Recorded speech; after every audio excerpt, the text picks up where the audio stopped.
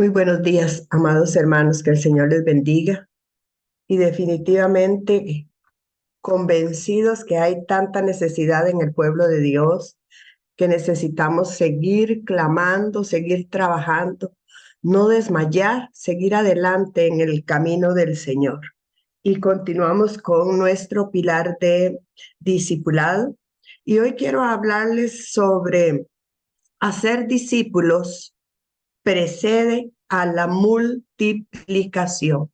A veces queremos que la obra del Señor crezca y estamos aprendiendo que la clave es hacer discípulos con una capacitación, con un entrenamiento donde cada uno entienda, donde cada uno asimile y donde cada uno accione el hacer discípulos.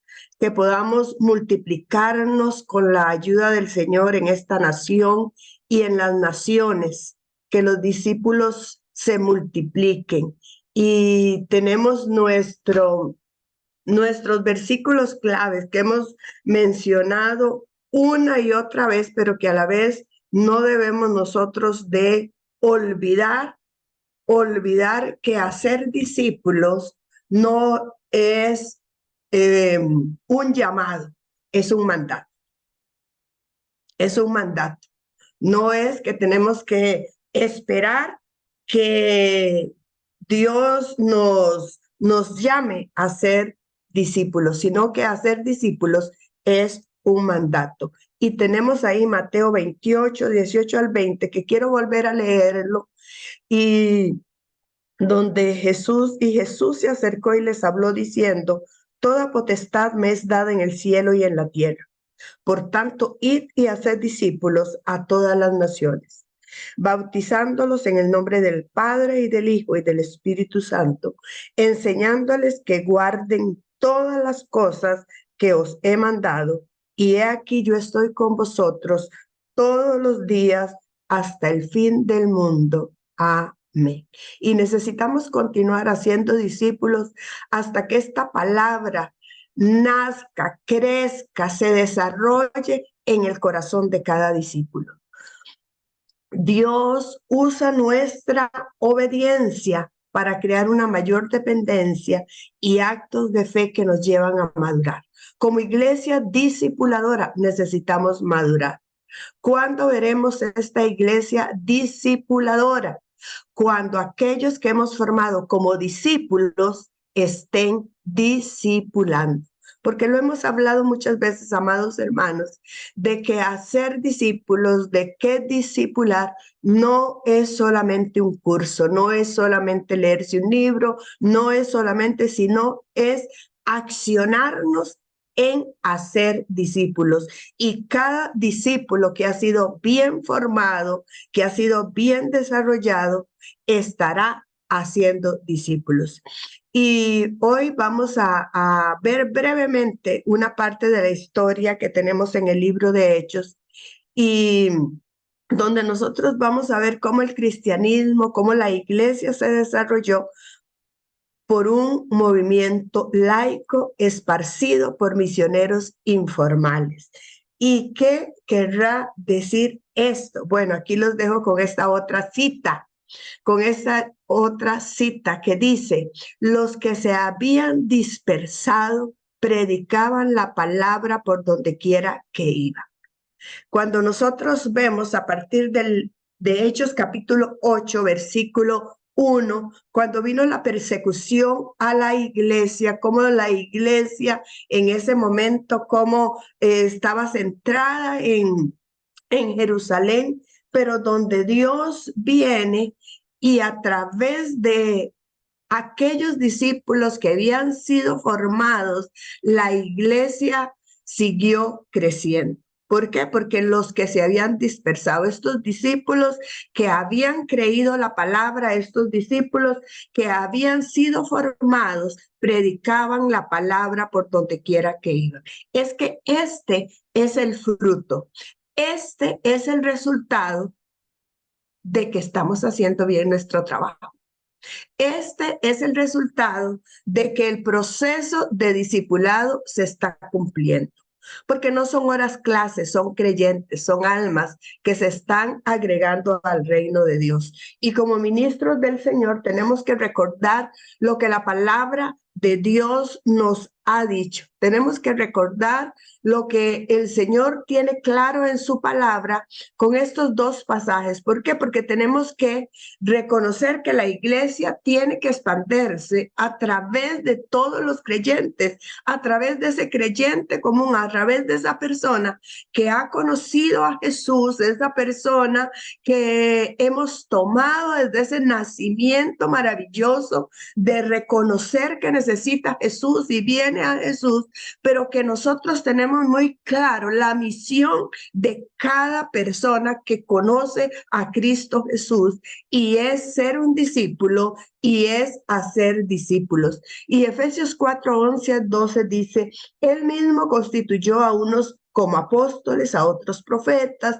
a otros evangelistas y a otros pastores y maestros, a fin de capacitar al pueblo de Dios para la obra de servicio, para edificar el cuerpo de Cristo. Y es que Dios se manifiesta ahí en la iglesia. Cada uno de nosotros fuimos creyentes comunes, fuimos creyentes donde, gracias a Dios, tuvimos personas que nos discipularon, personas que nos formaron, personas que nos dieron esa motivación, que nos hablaron de cuál era nuestra responsabilidad en el reino de Dios. Si bien es cierto, tenemos claro que quizás no nos hablaron desde el principio, como debemos hacerlo nosotros desde ahora, que cada nuevo creyente entienda que tiene propósito en la obra del Señor y es ir y hacer discípulos.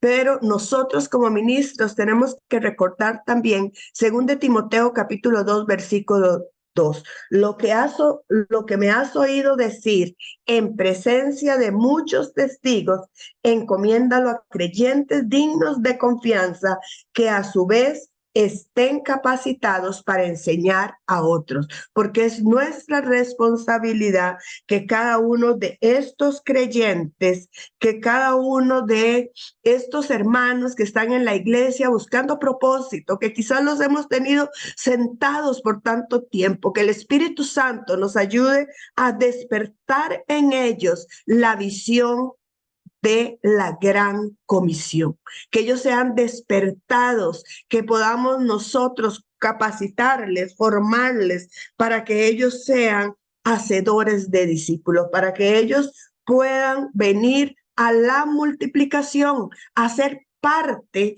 Y nosotros encontramos a partir del capítulo 8 del libro de Hechos al capítulo 11, vamos a estar viendo cómo estos creyentes fueron multiplicando, fueron